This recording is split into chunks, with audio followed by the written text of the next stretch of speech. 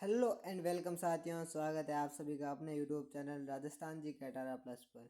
तो कल हमारे कुछ प्रॉब्लम की वजह से हमारा जो कि वन शॉट का लेक्चर था वो अपना अधूरा रह गया था। तो आज वो है ना पूरा कर लेंगे। और आज जो कि है ना, कल तो अपने ना 10 मिनट का भी हो पाया था। तो आज है ना इसको हम ये करेंगे कि पूरा है ना जो कि पूरा का पूरा अपन है ना इस वीडियो के अंदर पूरा कर लेंगे। मैं जो आज का टॉपिक है हमारा ग्रामीण एवं शहरी जीवन के अंदर। तो शुरू करते हैं। तो शुरू करते हैं ना, ग्रामीण एवं शहरी जीवन। शहरी जीवन की विशेषताएं। तो शहरी जीवन में एक पहला होता है लेखन कला और श्रम विभाजन, सामाजिक संगठन, परिवहन व्यवस्था। ये ना क्वेश्चन आता है कि शहरी जीवन की विशेषताएं कौन कौन सी है। तो आपको लिखना है लेखन कला, श्रम विभाजन और सामाजिक संगठन और परिवहन व्यवस्था। ये है ना टोटल 4 है विशेषताएं हैं शहरी जीवन की। आगे बढ़ते हैं। शहरी शहरीकरण का महत्व एवं विशेषताएं ये देखेंगे। तो शहर और नगर बड़ी संख्या में लोगों के रहने के ही स्थान नहीं होते थे। तो शहर या नगर के ना बड़ी संख्या में लोगों के रहने के ना स्थान नहीं होते थे। यहाँ पर कुछ और भी होता था। जब किसी अर्थव्यवस्था में खाद्य उत्पादन के अतिरिक्त अन्य आर्थिक गतिविधियां विकसित होने लगती हैं, तब किसी एक स्थान पर जनसंख्या का घनत्व बढ़ जाता है। तो अब क्या हुआ कि किसी स्थान पर है ना अगर है ना खाद्य उत्पादन के अलावा अन्य है ना तब किसी स्थान जब है ना अतिरिक्त अन्य आर्थिक गतिविधियां जैसे कि खाद्य तो उत्पादन तो होता ही है, जो कि गाँव के अंदर भी होता है। और इसके अलावा है ना आर्थिक गतिविधियां जैसे कि पैसों का लेन देन, सब्जी वब्जी वो एक जगह जगह पर लाते हैं, उसको बेचते हैं। तो ये होता है आर्थिक गतिविधि। तो यहाँ पर जहाँ पर आर्थिक गतिविधि अधिक होती है ना, वहाँ पर है ना वो शहर कहलाता है। आगे बढ़ते हैं। और इसके फलस्वरूप कस्बे बसने लगे। ऐसी स्थिति में लोगों का कस्बों में इकट्ठे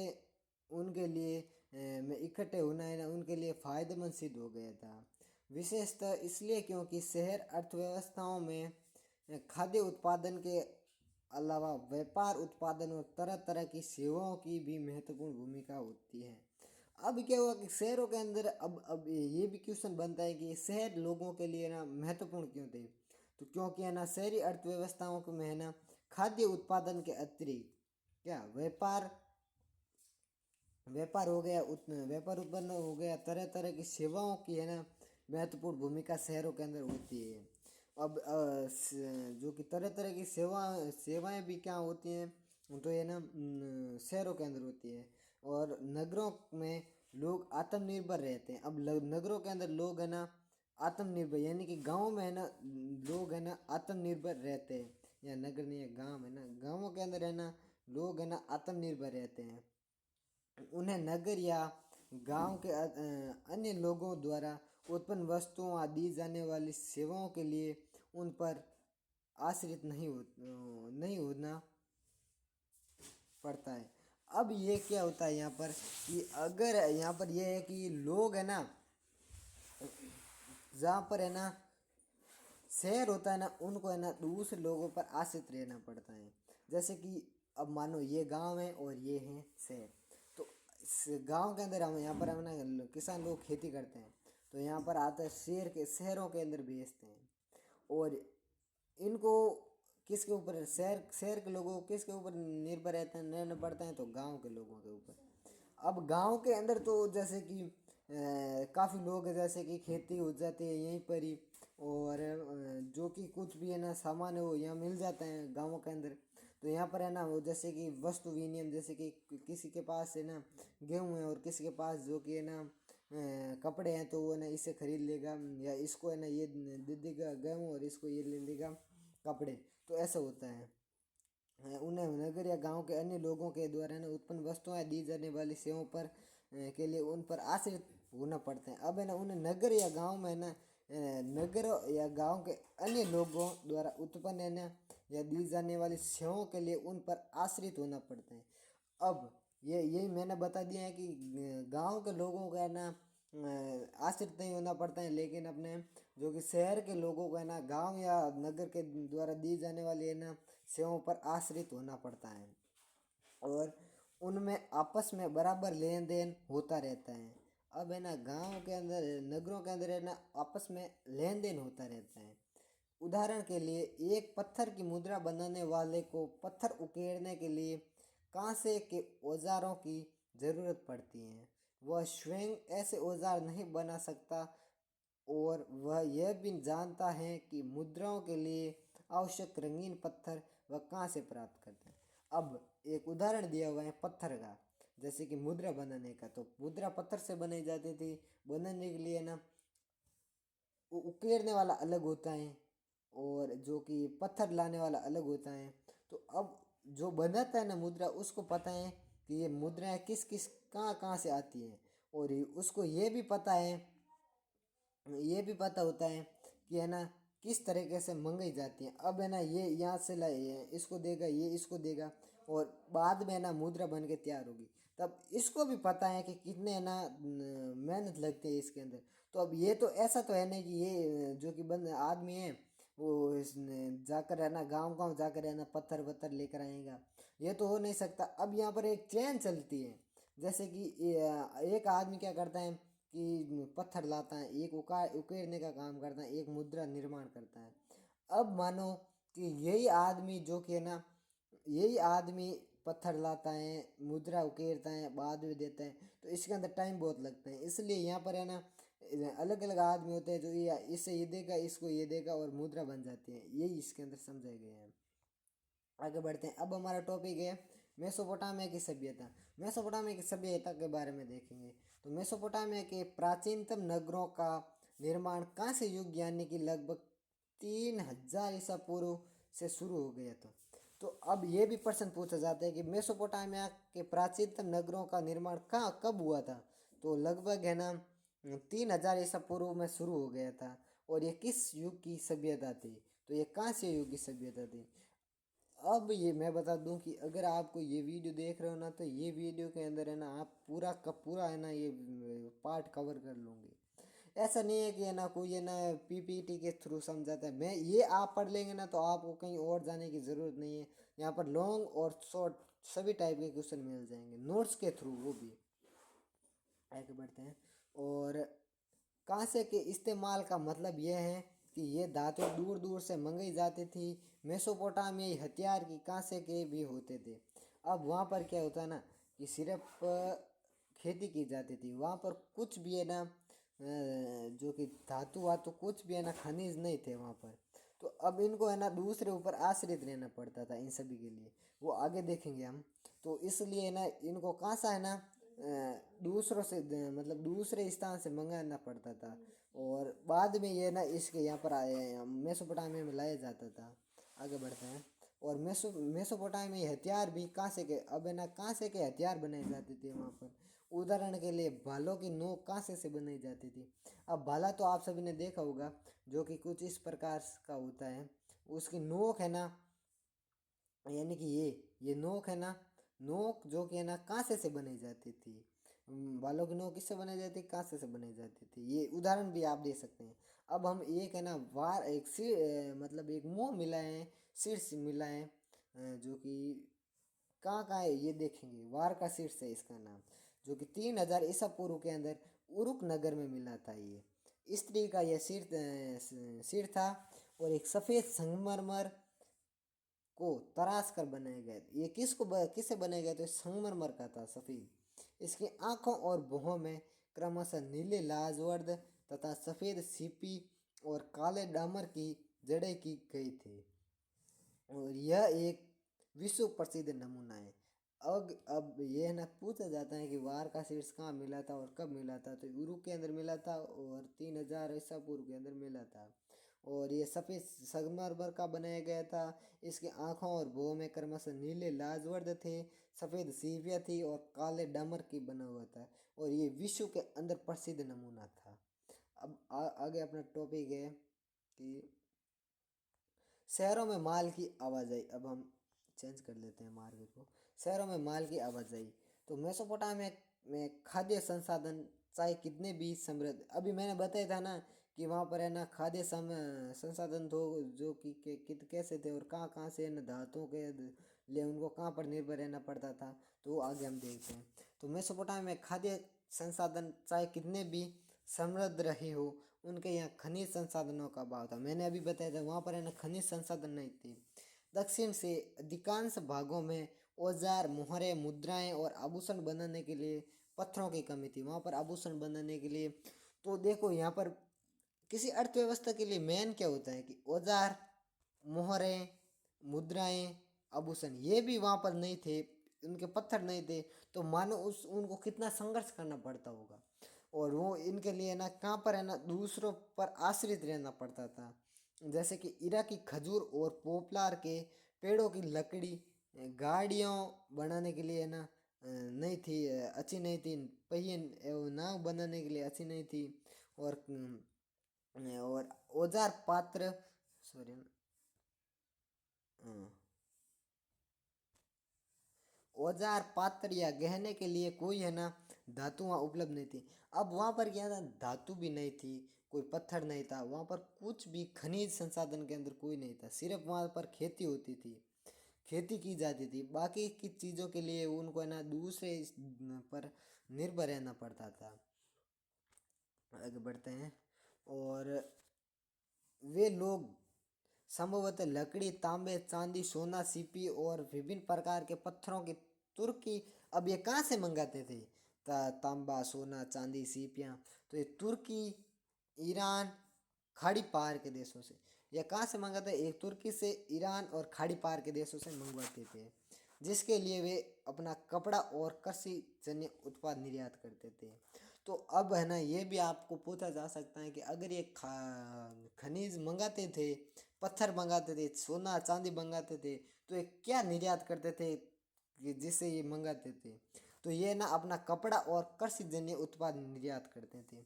और मेसोपोटामिया की नहरों और प्राकृतिक जलधाराएं छोटी बड़ी बस्तियों के बीच माल के परिवहन का अच्छा मार्ग थी। अब वहाँ पर है ना कोई है ना गाड़ियाँ तो थी नहीं उस टाइम, तो वहाँ पर है ना नहरों के जरिए, वहाँ पर है ना किसके जरिए, नहरों के जरिए ना ये है ना लेन देन किया जाता था। यानी कि नहरों के अंदर, जैसे कि जहाज के अंदर लोड किए थे सामान, और वो यहाँ पर नहरों के जरिए दूसरे स्थान पर लाया जाता था, ये बताए गए हैं।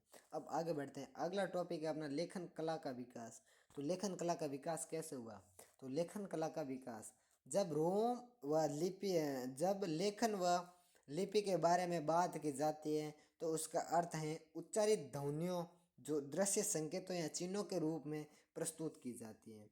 ये आपको ये ना इम्पोर्टेंट है, वेरी इंपॉर्टेंट है, ये ना आप लगा देना इम्पोर्टेंट, ये आपको पढ़ना ही है, इम्पोर्टेंट है।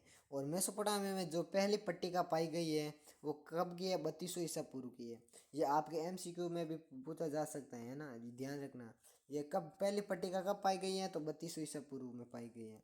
उनमें चित्र जैसे चिन्ह व संख्या दी गई है।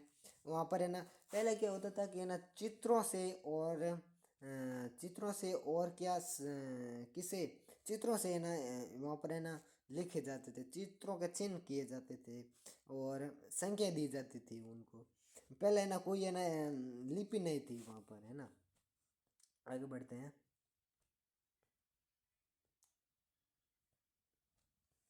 वहाँ बैलों, मछलियों और रोटियों आदि की लगभग 5000 सूचें मिलती हैं जो वहाँ के दक्षिणी शहर उरुक के मंदिरों में आने वाली और वहाँ से बाहर जाने वाली चीज़ों की थी। अब वो है ना पट्टिकाओं पर लिखते थे कि क्या चीज़ें आई है वहाँ पर मंदिर के अंदर और क्या चीज़ें वापस गई है, और तो ये सभी लिखते थे वहाँ पर। तो इस जिसके कारण हमें ये ना आज पता चल रहा है कि यहाँ पर ऐसे थे, है ना। और लेखन कार्य का तभी शुरू हुआ होगा जब समाज को अपने स्थायी लेन देन या हिसाब किताब रखना जरूरी होगा, जरूरी था इसलिए ना। तो मेसोपोटामिया के लोग मिट्टी के पट्टिकाओं पर लिखा करते थे और लिपिक चिकनी मिट्टी को गीला करता था। अब ये बता रहे हैं कि मिट्टी की पट्टिकाओं को कैसे बनाया जाता था, हाउ, आखिरकार कैसे बनाया जाता था, तो वो अब हम जानते हैं। तो बने रहिए इस वीडियो के अंत तक। तो शुरू करते हैं। लिपिक चिकनी मिट्टी को गीला करता था और फिर उसको गूंथ कर और थाप कर एक ऐसे पट्टी का रूप दे देता था जिसे वह आसानी से अपने एक हाथ में पकड़ सके। जैसे कि वो है ना गूंथ, जैसे कि पट्टी का बना देता था उसको गूंथ थाप कर और उसको है ना ऐसा रूप देता था जिसे वह आसानी से है ना अपने हाथ में पकड़ सके। तो इसको हाथ में पकड़, जैसे कि इतनी है ना ये हाथ में पकड़ सके इतनी बनाता था। और वह सावधानी पूर्वक उनकी सतहों को चिकनी बनाता। अब ये सतह है ना तो इसको है ना सावधानी पूर्वक ऊपर की है ना चिकनी बनाता था। और फिर है ना सरकंडे की तीली की तीखी नोक से वह आसानी से चिकनी नम सतह पर लिखता था। अब है ना ये लिखता कैसे था, तो ये ना सरकंडे की तीखी नोक से लिखता था। सरकंडा तो की होता है ना उसकी है ना तीखी नोक कर देता था, जैसे कि ऐसी है ना अब इसे है ना यहाँ पर ये लिखता था इसे। और जब सतह पर जब यह पट्टिका धूप में सूख जाती थी तो यह पक्की हो जाती थी। अब ये लिख तो देता था, अब ये लिख देता है इसके ऊपर है ना पट्टिका पर है ना जो लिख देता ना, तो बाद में क्या होता था कि वो है ना सूखा था। अब धूप के अंदर है ना ये पट्टिका है तो इस धूप के अंदर है ना सूख जाती थी, तो ये ना खराब नहीं होती थी। जब ये पट्टिका धूप में सूख जाती थी तो पक्की हो जाती थी और मिट्टी के बर्तनों जैसी मजबूत हो जाती है। तो ये मजबूत हो जाती, आसानी से टूटती नहीं थी। जब उन पर लिखा हुआ कोई हिसाब असंगत होता तो इसे फेंक दिया जाता था। अब है ना कोई हिसाब किया था किसी ने इनके ऊपर, तो अब ये है ना मतलब बिना काम ये इसका काम हो गया तो इनको फेंक दिया जाता था। ऐसी पट्टी जब सूख जाती थी तो उस पर कोई नाम चिन्ह या अक्षर नहीं लिखा जाता था। अब इनको क्या होता है कि सूखने से है ना पट्टिका पर सूखने से पहले ही लिखना पड़ता था। अगर है ना बाद में लिखना वहाँ पर लिखा नहीं जाता था, यह आपको ध्यान रखना है। अब हम पढ़ेंगे लेखन कला का प्रयोग। तो लेखन कला का प्रयोग देखते हैं आगे ना। हाँ, लेखन कला का प्रयोग किस किस के लिए किया जाता है, ये शॉर्ट पॉइंट है ये।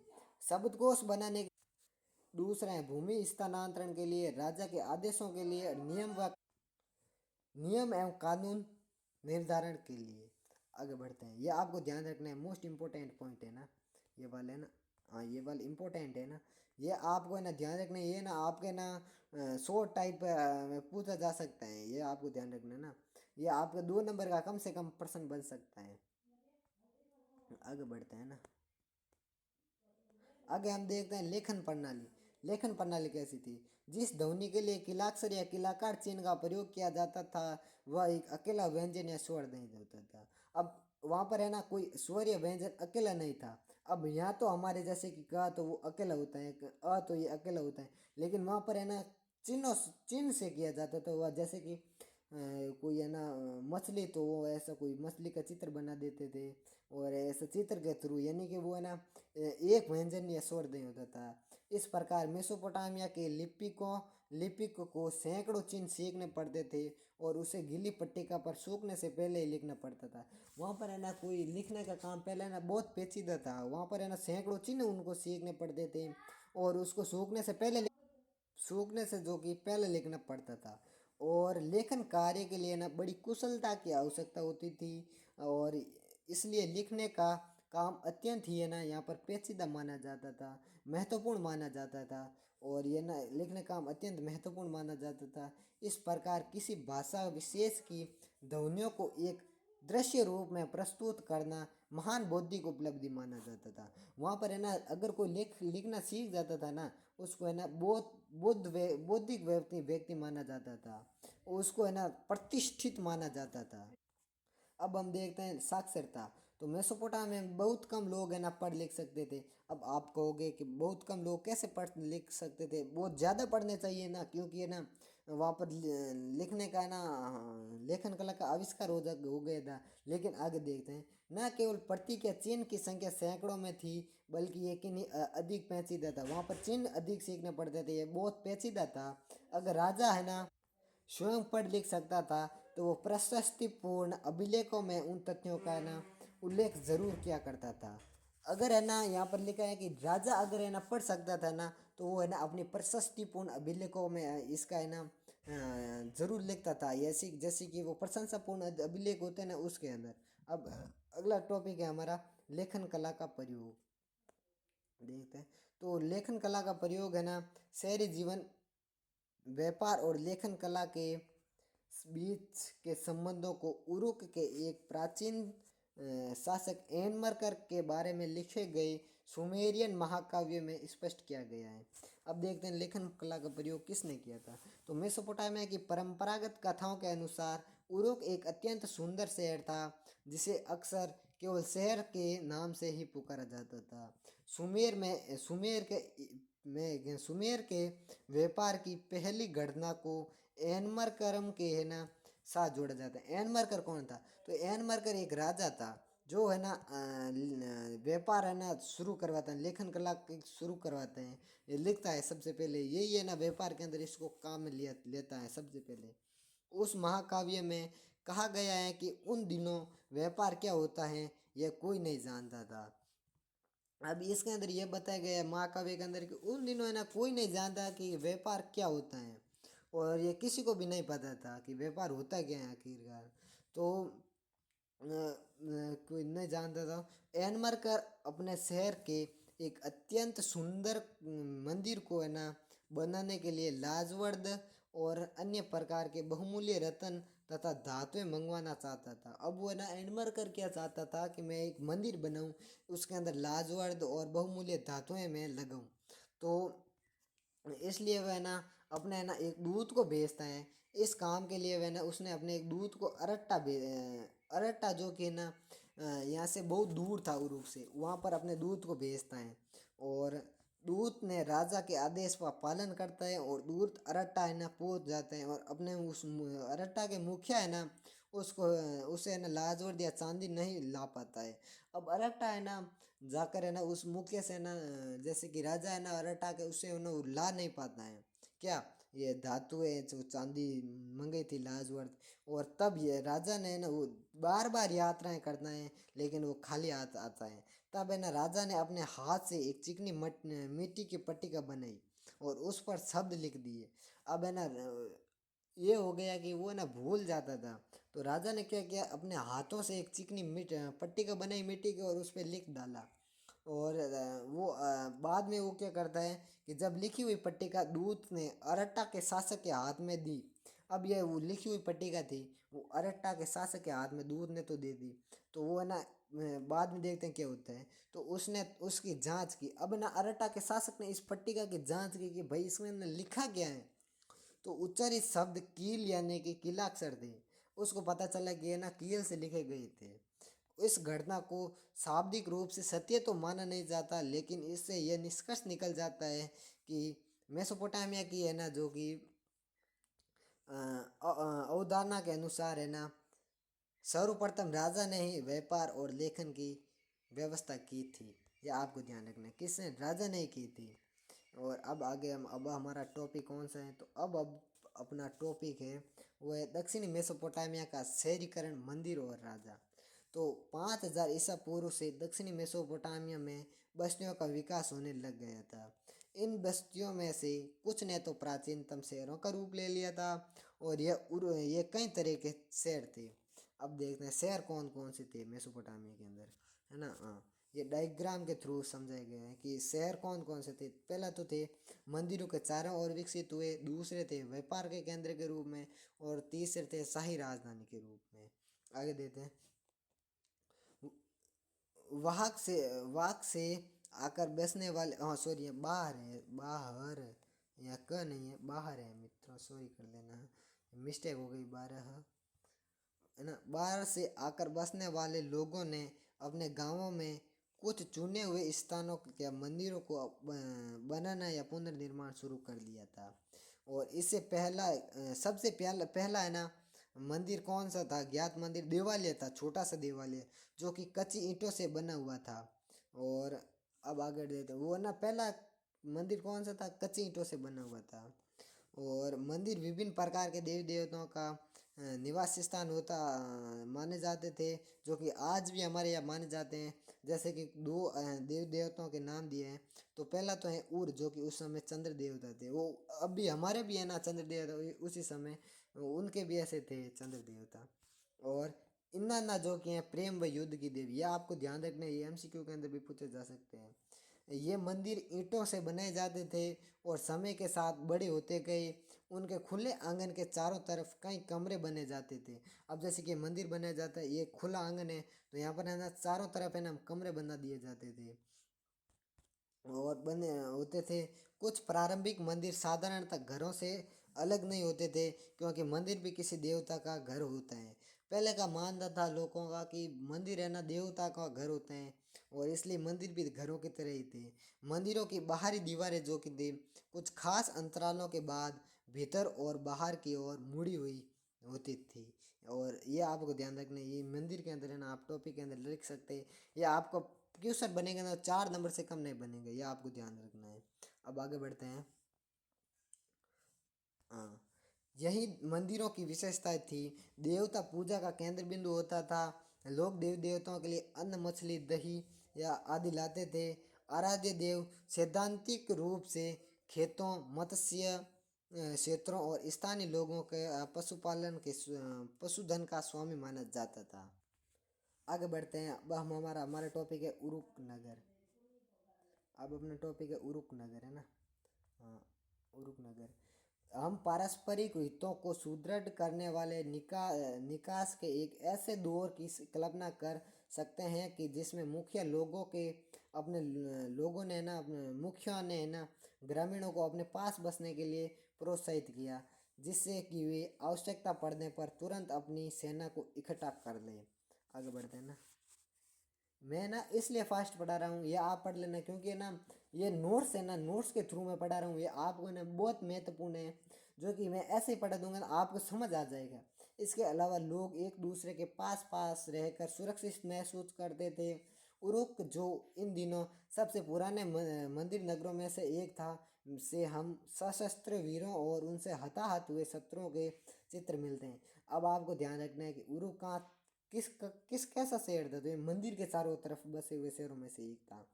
पुरातत्व सर्वेक्षणों से पता चलता है कि 3000 ईसा पूर्व के आसपास उरुक नगर का 250 हेक्टेयर भूमि में विस्तार हुआ।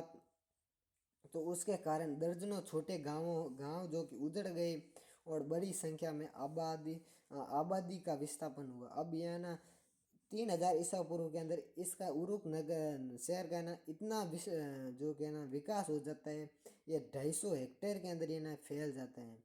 और इसे ना काफ़ी है ना गांव है ना उनको है ना उजड़ जाते हैं और दूसरे और विस्थापित होना पड़ता है इनको। आगे बढ़ते हैं। उनका यह विस्तार शताब्दियों तक है ना, शताब्दियों बाद फूले ना मोहनजोदड़ो नगर से 2 गुना था। अब है ना शताब्दियों पहले मोहनजोदड़ो अपना नगर था ना इंडिया का, उसके अंदर है ना उससे भी है ना 2 गुना था। यह कभी उल्लेखनीय तथ्य है कि उरुक नगर की रक्षा के लिए उनके चारों ओर है ना काफ़ी पहले ही एक है ना सुदृढ़ प्राचीर बना नगर था, जो कि 4200 ईसा पूर्व से ना 400 ईसा पूर्व तक बराबर अपने अस्तित्व में बना रहा था। ये मोस्ट इम्पोर्टेंट लाइन है मित्रों। और 2000 ईसा पूर्व के आसपास वह क्षेत्र है ना, जो कि 3000 के अंदर तो कितना था, जो कि 350 250 था ना। और अब है ना 2000 के अंदर है ना डबल हो गया था, अब ना 400 हो गया था, है ना। 2000 ईसा पूर्व के अंदर 400 हेक्टेयर तक फैल गया था। युद्धबंदियों और स्थानीय लोगों को अनिवार्य रूप से ना मंदिर या अथवा प्रत्यक्ष रूप से ना शासक का काम करना पड़ता था। और कृषि कर भले ही न देना पड़े, लेकिन काम करना है ना मंदिर के लिए काम करना उनके लिए ना अनिवार्य था। और जिनके है ना काम है ना पर लगे जिन्हें काम पर लगाया जाता था ना, उन्हें है ना काम के बदले अनाज दिया जाता था। ये ध्यान रखना आपको, वहाँ पर कोई है ना पैसे नहीं दिए जाते थे, उनको ना अनाज दिया जाता था। और ऐसी सैकड़ों है ना राशन सूचियाँ मिलती है, जिसमें काम करने वाले लोगों के नाम के आगे ना उन्हें दिए गए अनाज, तेल, कपड़े आदि की मात्रा लिखी गई है। एक अनुयायी के अनुसार इन मंदिरों में से एक मंदिर को बनाने में, अब ये एक बता रहा है कि एक आदमी है वो बता रहा है, अनुयायी है वो बता रहा है कि एक मंदिर है ना वो बनाने में है ना 1500 आदमियों ने 5 साल तक प्रतिदिन 10 घंटे तक काम किया। सोचो कि उस समय कितना है ना यो मंदिर को मानते थे लोग, है ना। शासक के हुक्म से आम लोग पत्थर खोदने, मिट्टी के ईंटें तैयार करने और मंदिरों में लोगों लगाने और सुदूर देशों में जाकर मंदिर के लिए उपयुक्त सामान लाने के लिए कामों कामों में जुट जाते थे। ये आपको ध्यान रखना है ना। और इसकी वजह से ना 3000 ईसा पूर्व के आसपास उरुक में खूब तकनीकी प्रगति हुई। तो तकनीकी प्रगति कब हुई थी उरुक में? तो 3000 ईसा पूर्व के अंदर। याद ध्यान रखना है। अनेक प्रकार के शिल्पों के लिए कांसे के औजारों का प्रयोग किया जाता था।